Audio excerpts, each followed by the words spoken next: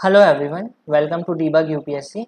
In today's video, we will talk about the main syllabus, especially about the GS1 paper, and we will talk about the strategy, how to tackle, and what will be the resources we can use. So without further wasting our time, let's get into the video. So here, again, I have written the overview, which I have already talked in the previous videos, so you can watch it. Today we will talk about this GS paper 1, which is of 250 marks, and it will count in your merit. Okay, merit means it matters because इसके marks जो हैं आपकी final list में calculate होते हैं.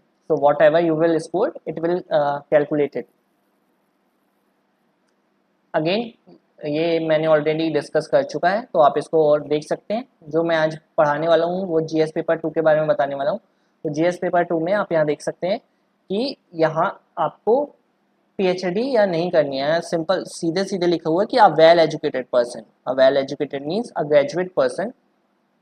ठीक है, a graduate person can answer this question. Okay, without any specialised study. और क्वेश्चन जनरल अवेयरनेस टेस्ट करेगा. ठीक है, और रिलेवेंस होगा सिविल सर्विस में. And a question is likely to test the candidates basic understanding. ठीक है, अगेन ये पूरा सिलेबस का ओवरव्यू है. ठीक है, आप इसको रीड कर सकते हैं वीडियो पॉज करके. I have already discuss in the previous video. I just keep it here because you can check it. अब इसको पेपर 2 इसलिए बोलते हैं, यहाँ पेपर 2 लिखा है बिकॉज जो हमने ऐसे पढ़ा था तो ऐसे होता है पेपर 1. ओके, और पेपर 2 कहलाता है जीएस जनरल स्टडीज पेपर 1. अब इसमें आप जो सब्जेक्ट्स देखेंगे, सबसे पहला है Indian heritage and culture, which is art and culture, history, geography and society. तो यहाँ आपको टोटल 4 सब्जेक्ट्स देखने को मिलते हैं, है ना. 4 सब्जेक्ट्स हैं बिकॉज मैं आर्ट एंड कल्चर को अलग सब्जेक्ट ही मान रहा हूँ, है ना. सबसे पहला आपको देखने को मिलेगा इंडियन कल्चर. ठीक है, तो इधर आपको आर्ट्स फॉर्म के बारे में पता होना चाहिए, लिटरेचर, आर्किटेक्चर, कहाँ से एंशियंट टू मॉडर्न टाइम्स. इसका मतलब क्या है कि आप आर्ट फॉर्म्स जितने भी हैं, ठीक है, art forms include the tangible and intangible, means जिनको हम छू सकते हैं और जिनको हम नहीं छू सकते. ठीक है, टेंजिबल एंड इनटेंजिबल दोनों ही आर्ट फॉर्म्स के बारे में हमको पढ़ना है. लिटरेचर्स कितना लिटरली वर्क जो हुआ है उसके बारे में पढ़ना है. एंड आर्किटेक्चर, ठीक है, आर्किटेक्चर में आपको मॉडर्न आर्किटेक्चर्स में ल्यूटेंस दिल्ली का एग्जांपल मिल जाएगा. ठीक है, पालाज स्ट्रक्चर्स हो गए. और आपको एंशिएंट में देखने को मिल जाएंगे टेम्पल्स आर्किटेक्चर. टेम्पल आर्किटेक्चर अभी मतलब प्रेजेंट टाइम पे तो हमको देखने को मिलते ही हैं, बट ये टेम्पल आर्किटेक्चर आपको एंशिएंट में भी देखने को मिलेंगे और medieval time, early medieval time पे ही देखने को मिलेंगे. मॉस्क, आपको मॉस्क मिलेंगे, आपको रेड फोर्ट्स और ताजमहल जैसे आर्किटेक्चर देखने को मिलेंगे इन द मिडिवल हिस्ट्री. तो आप ये आपको आर्ट फॉर्म्स या कल्चरल फॉर्म्स आपको देखना पड़ेगा from ancient to modern time. फिर आती है ये आ गया इंडियन कल्चर का पार्ट, है ना. इंडियन कल्चर में केवल इतना पढ़ना है आपको. फिर आता है मॉडर्न इंडियन हिस्ट्री. ठीक है, मॉडर्न इंडियन हिस्ट्री में आप देखेंगे ये आपको middle of the 18th century, ठीक है, अराउंड 750, स्पेशली मैं बताऊं तो औरंगजेब की जब डेथ हुई थी. ठीक है, औरंगजेब जब मरा था तो उसके बाद का स्पेशली पीरियड को हम मॉडर्न हिस्ट्री में काउंट करते हैं अंटिल दी प्रेजेंट. ठीक है, प्रेजेंट स्पेशली हम इंडिया की इंडिपेंडेंस 1947 तक तो पढ़ेंगे ही पढ़ेंगे, पर आपको प्रेजेंट टाइम में भी जो इश्यूज हैं वो आपको देखना पड़ेगा. बट ये आप स्पेसिफिकली हिस्ट्री हम जब पढ़ेंगे तो हमको औरंगजेब की डेथ के बाद का पीरियड और सिंस इंडिपेंडेंस तक का पीरियड हमको प्रॉपर देखना है. ठीक है, फिर यहाँ फ्रीडम स्ट्रगल देखेंगे तो फ्रीडम स्ट्रगल के वेरियस स्टेजेस हमको देखना है. ठीक है, और कॉन्ट्रीब्यूटर्स प्लस उनके कॉन्ट्रीब्यूशंस. ठीक है, स्टेजेस मतलब कि सबसे पहले आपको 1857 का रिवॉल्ट देखने को मिलेगा, है ना. 1857 में यहाँ आपको जो भी इम्पोर्टेंट कॉन्ट्रीब्यूटर्स थे like Rani Lakshmibai, Mangal Pandey and other Bhopal states के जो आपको देखने को मिलेंगे, what I can say is leaders, है ना, आपको देखने को मिलेंगे, तो आप उनको देख सकते हैं। तो ये सब उधर इंक्लूड होगा। एंड कंट्रीब्यूटर्स एंड उनके कॉन्ट्रीब्यूशन हमको पढ़ना है। फॉर एग्जांपल सावित्री बाई फुले, ठीक है, Savitri by Phule was a very good female leader, जो कि जिन्होंने जिन्होंने फीमेल्स के लिए बहुत सारे काम किए, फीमेल को अपलिफ्ट करने के लिए बहुत सारे वर्क किए हैं। तो उनके कॉन्ट्रीब्यूशंस पढ़ने हैं, प्लस हमको सावित्रीबाई फुले के बारे में भी पढ़ना है ना। और यहाँ from the different parts of the country means हमको सारे parts including the north east, south, north, central India and western India, हमको सारे पार्ट से पढ़ना है, ठीक है। अब आते हैं यहाँ history of the world. World history के बारे में हमको पढ़ना है। अब वर्ल्ड हिस्ट्री के बारे में कहाँ से होगी, 18th सेंचुरी से, जहाँ इंडस्ट्रियलाइजेशन हुआ, ठीक है, वर्ल्ड वॉर्स हुए, नेशनल बाउंड्रीज का रिड्रॉल किया गया, ठीक है, कोलोनाइजेशन, डीकोलोनाइजेशन, पॉलिटिकल फिलोसफीज के बारे में हमको पढ़ना है, जैसे कम्युनिज्म, कैपिटलिज्म, सोशलिज्म, मार्क्सिज्म, ये सारी जो थ्योरीज हैं उनके बारे में हमको पढ़ना है, ठीक है, और उनके इफेक्ट कैसे थे सोसाइटी में। अब एक चीज़ यहाँ देखिएगा आप कि जो हिस्ट्री है, वर्ल्ड की हिस्ट्री, इंडिया के कॉन्टेक्स्ट में पढ़ना है, ठीक है, कि इंडिया का क्या पार्टिसिपेशन था वर्ल्ड वॉर में, ठीक है, इंडिया ने क्यों पार्टिसिपेट किया था वर्ल्ड वॉर 1 में, वर्ल्ड वॉर 2 में, specifically about the world war 2। और फिर आपको यहाँ देखने को मिलेगा कि इंडिया ने कैसे अपने आप को डीकोलोनाइज किया, मीन्स जो भी फ्रीडम स्ट्रगल हुआ, एंड उसका कोलोनाइजेशन कैसे हुआ इंडिया में, कि इंडिया में डच पहले कैसे आए, फिर पोर्चुगीज कैसे आए, है ना, इंग्लिशमैन कैसे आए, तो ये आपको देखना है, ठीक है। Now salient features of the Indian society and diversity of India, तो यहाँ से आपका सोसाइटी पार्ट स्टार्ट हो जाता है। तो इंडियन सोसाइटी के बारे में आपको पढ़ना है, डाइवर्सिटी ऑफ इंडिया। ये तो मैं आपको रेफर करूंगा कि आप 11th की एनसीईआरटी देख सकते हैं, बहुत बेसिक क्वेश्चन इससे आते हैं, उसको आप देख सकते हैं, है ना। ये बहुत जनरलाइज, ये पेपर बहुत आपको जनरलाइज मिलेगा, स्पेशली दी सोसाइटी पार्ट, क्योंकि सोसाइटी पार्ट बहुत ही ज़्यादा जनरलाइज होता है ना। जनरलाइज, जनरल का मतलब, मेरे कहने का मतलब है कि आप इसको डे टू डे लाइफ में जो भी देखते हैं वो सारी चीज़ें इसमें इंक्लूड होती हैं।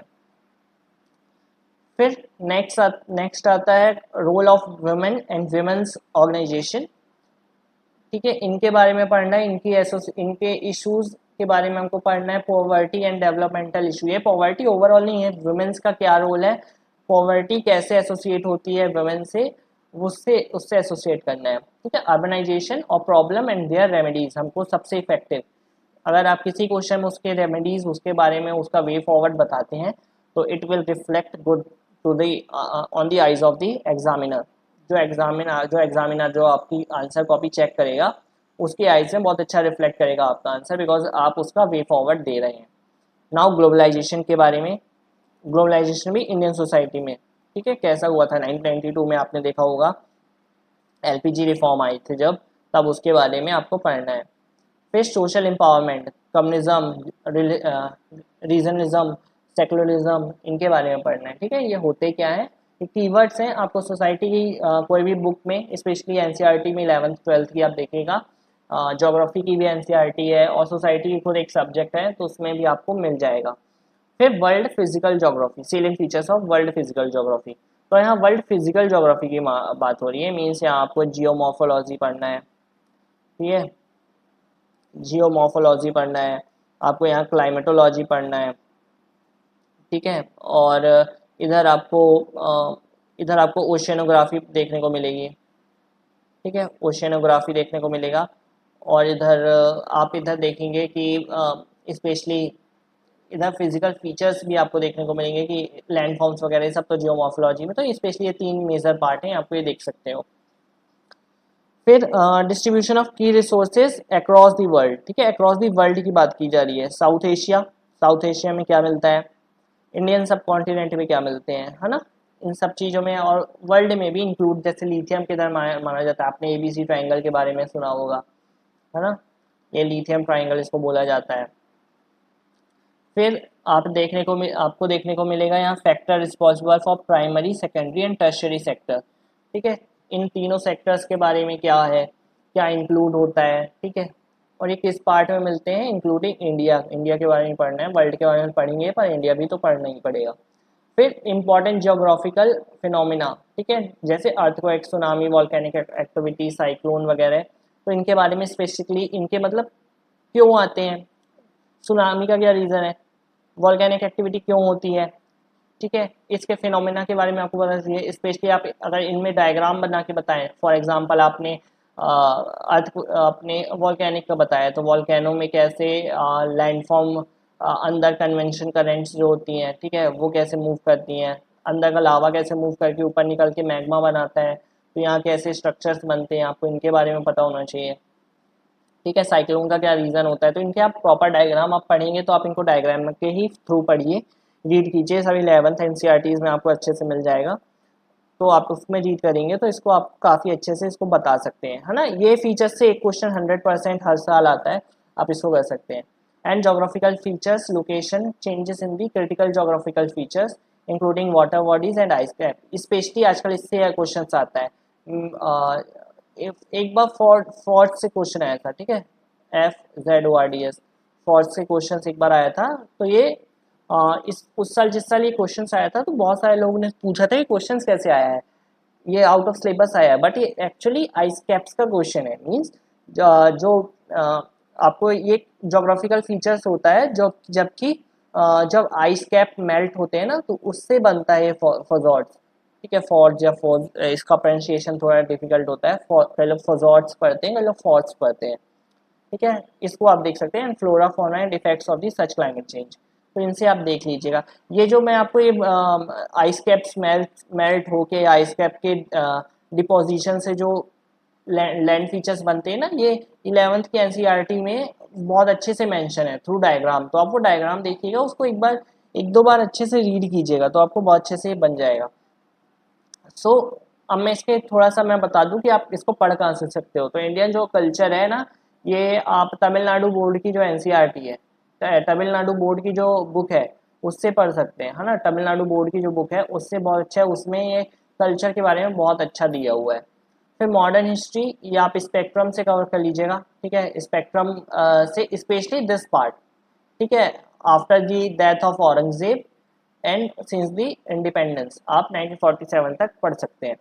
फ्रीडम स्ट्रगल में तो आप इसको फेजेस में डिवाइड कीजिए, मीन्स गांधीयन फेज आपने पढ़ा, है ना, गांधीयन फेज आपने पढ़ा, सॉरी,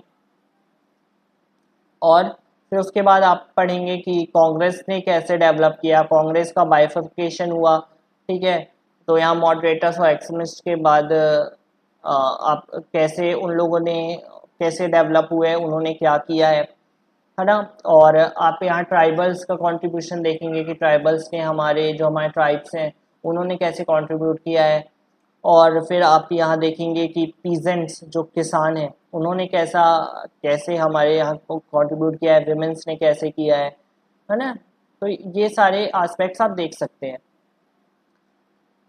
और तो ये आपको इधर स्पेक्ट्रम में देखने को मिल जाएगा। पोस्ट इंडिपेंडेंस का ये आप देखेंगे इसमें, हाँ, पोस्ट इंडिपेंडेंस आई थिंक मैंने एक्सप्लेन नहीं किया था। पोस्ट इंडिपेंडेंस में कंसोलिडेशन और रीऑर्गेनाइजेशन, तो ये जो 1956 का रीऑर्गेनाइजेशन एक्ट है इसके बारे में डिस्कस करेंगे कि ये बना कैसे था, हमने कैसे सारे